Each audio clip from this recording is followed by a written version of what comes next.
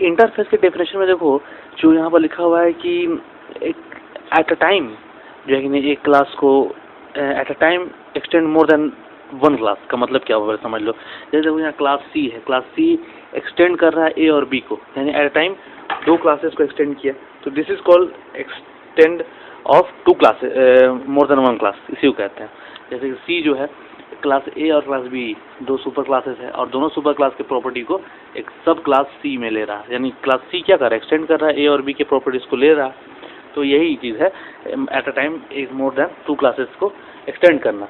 तो ऐसा है कि जावा में कोई एक क्लास एट अ टाइम दो क्लासेस को एक्सटेंड नहीं कर सकता है, ठीक है। एट अ टाइम का मतलब क्या कि सी एक प्रोग्राम, एट अ टाइम का मतलब यहाँ एक प्रोग्राम के अंदर है, एक प्रोग्राम के अंदर अगर आपने सब क्लास सी में ए का प्रॉपर्टी डाला है तो आप बी का नहीं डाल सकते।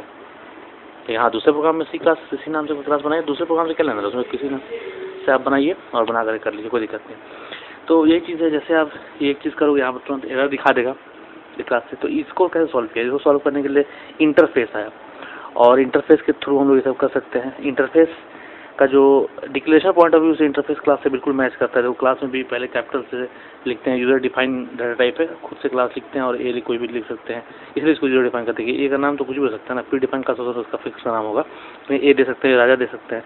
उसे इंटरफेस भी है, कैपिटल आई से इंटरफेस लिखेंगे, फिर इंटरफेस प्रीफिक्स लिखना पड़ता है, जैसे क्लास प्रीफिक्स लिखना पड़ता है, इंटरफेस प्रीफिक्स लिखना पड़ता है, कुछ भी नाम दे दो आई जे के, ठीक है। तो आप देखते हैं इंटरफेस को क्या कहते हैं। इंटरफेस अब देखो, हमको मैंने एक इंटरफेस सुपर क्लास बनाया I1, ठीक है। तो इंटरफेस क्लास का प्रॉपर्टी क्या है कि इंटरफेस जो होता है इम्प्लिसिटली मैंने ऑटोमेटिकली जो होता है, नहीं बाय डिफ़ॉल्ट जो होता है, उसके अंदर जितने भी आपको सब कुछ होंगे सब एब्स्ट्रैक्ट होते हैं, ठीक है।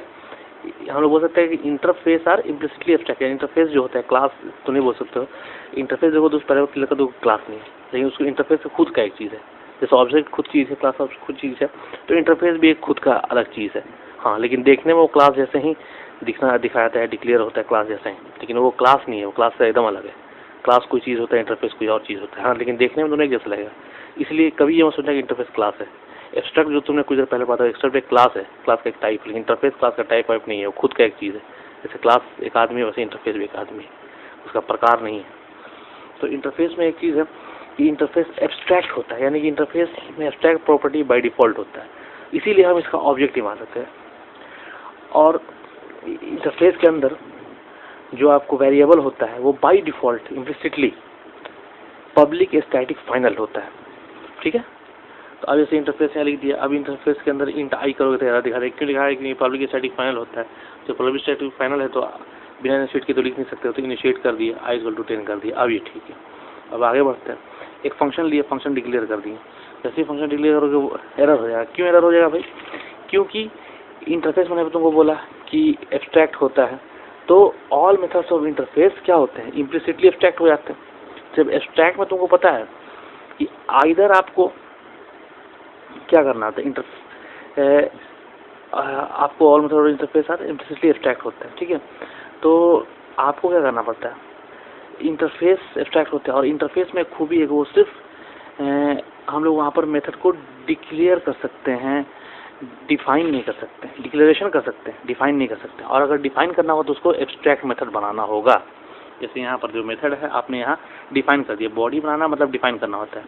और डिक्लेरेशन जैसे वर्ड एप लिख कर यहाँ जैसे खरीदोगे तो डिक्लेरेशन हो गया, तो बॉडी बना दिया, तो ये तो इसको एब्स्ट्रैक्ट करना होगा। लेकिन एब्स्ट्रैक्ट अगर हम अपने मेथड को कर देंगे तो उस मेथड का कभी यूज़ हम नहीं कर पाएंगे, तो उसको सॉरी यहाँ एब्स्ट्रैक्ट हम करें क्यों, यहाँ यही चीज़ है कि support method define support method abstract method, तो हम स्टैक मेथड क्यों करेंगे, स्टैक मेथड करेंगे तो हम उसका मेथड को यूज़ नहीं कर पाएंगे ना, स्टैक मेथड को ये दिक्कत होता है।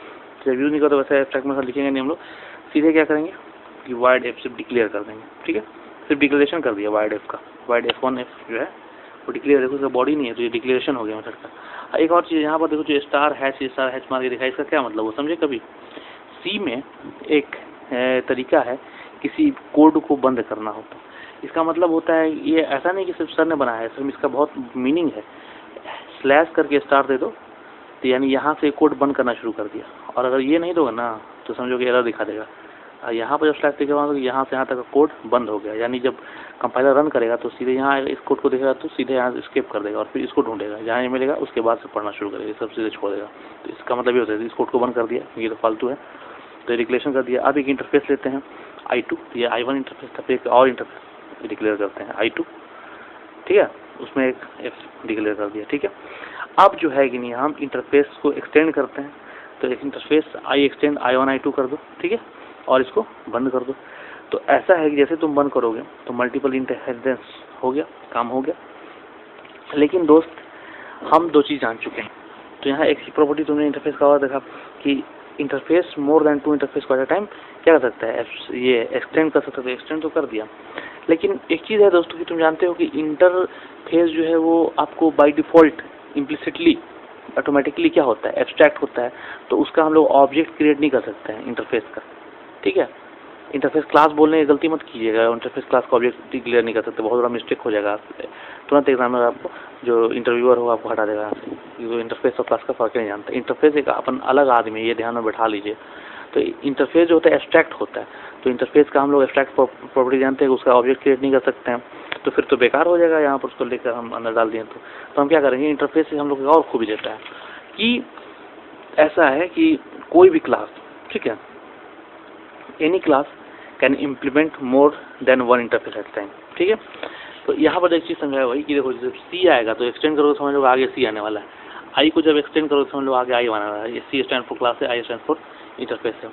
लेकिन अगर C एक्सटेंड करोगे तो I लिखो तो क्या देगा, एरर दे देगा, ठीक है, क्योंकि बता दिया है कि जब भी C एक्सटेंड होगा आगे क्लास ही आएगा, कभी भी I एक्सटेंड होगा तो आगे I ही आएगा। लेकिन अगर C एक्सटेंड किए हो तो I दे तो एरर होगा, क्योंकि यहाँ तो C आना चाहिए था, तो C इम्प्लीमेंट करना होगा I, तब हम लोग I का प्रॉपर्टी C में घुसा पाएंगे, तो C इम्प्लीमेंट करना। हाँ, लेकिन उल्टा अगर करो तो भी गलती होगा, I एक्सटेंड या इम्प्लीमेंट भी करो तो भी एरर दिखाएगा C में।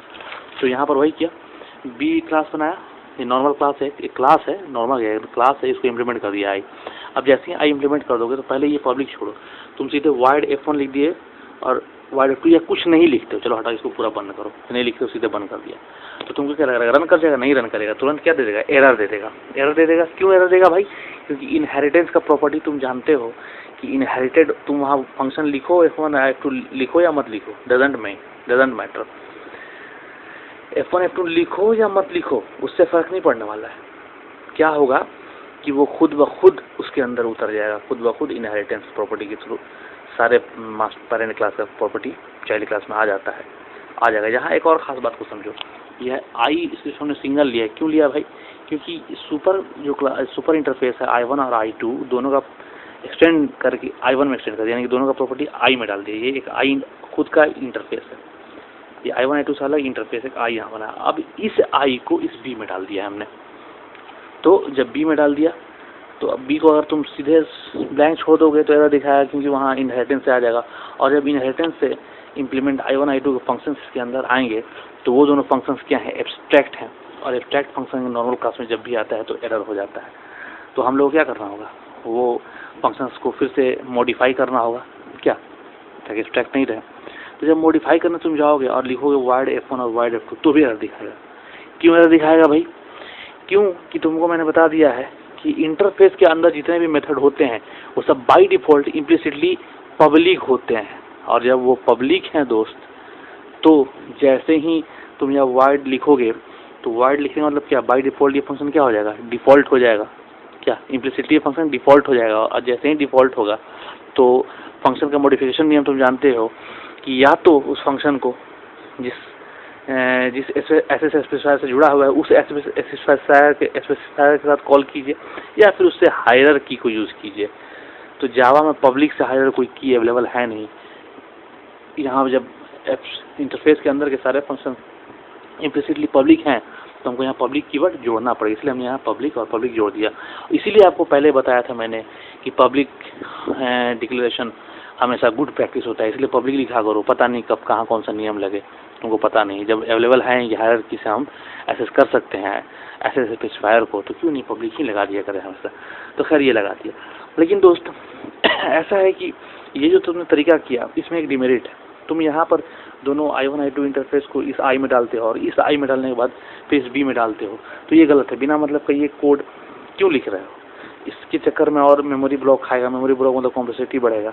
तो इसको बंद करो, इसको बंद करो, सीधे यहाँ से बंद करो, सीधे यहाँ से बंद करके यहाँ तक बंद कर दो, क्योंकि इसका हमको ज़रूरत है नहीं। इस आई का क्या ज़रूरत है, हम लोग तो एक क्लास से सीधे, ये तो हम लोग को मौका दे ही रहा है इंटरफेस कि आप एक क्लास के हेल्प से एक क्लास मोर देन 1 इंटरफेस को हायर कर सकते, 3 4 5 जितना 4 इंटरफेस को सीधे वो इम्प्लीमेंट कर सकता है। तो हम सीधे लिख देते हैं class B implements I1 I2 और फिर वर्ड फंक्शन लिख के कोडिंग कर दिया, फिर फॉरवर्ड टू कोडिंग कर दिया, हो गया।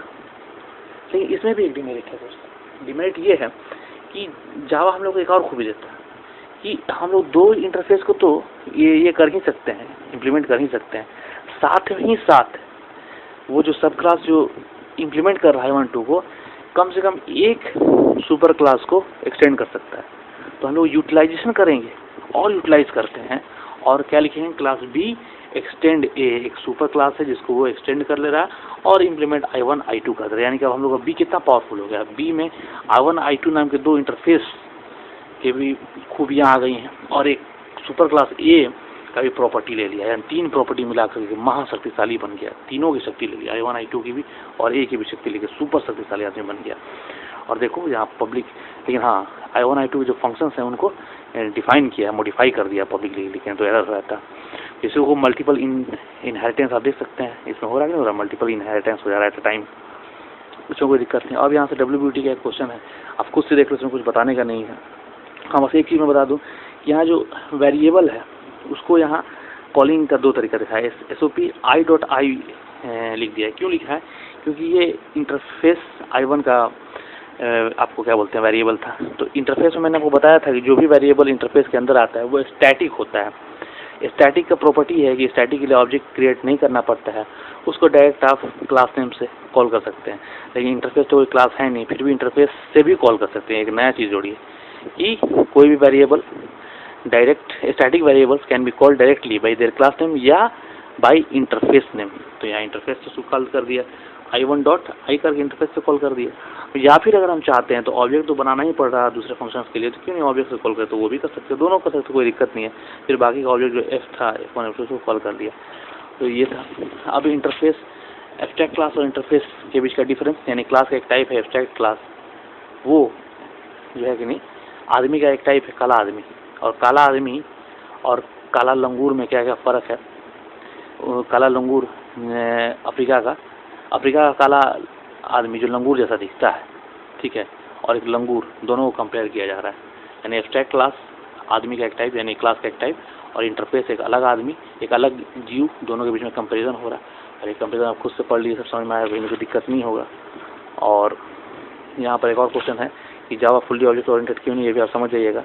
और इंटरफेस में मैंने इसके थ्रू जितनी बातें बताई क्लास के थ्रू आपको, तो वो सारे बातें यहाँ पर कैरेक्टरिस्टिक्स ऑफ इंटरफेस के नाम से नोट करा दिया गया है, इसको आप पढ़ लीजिए।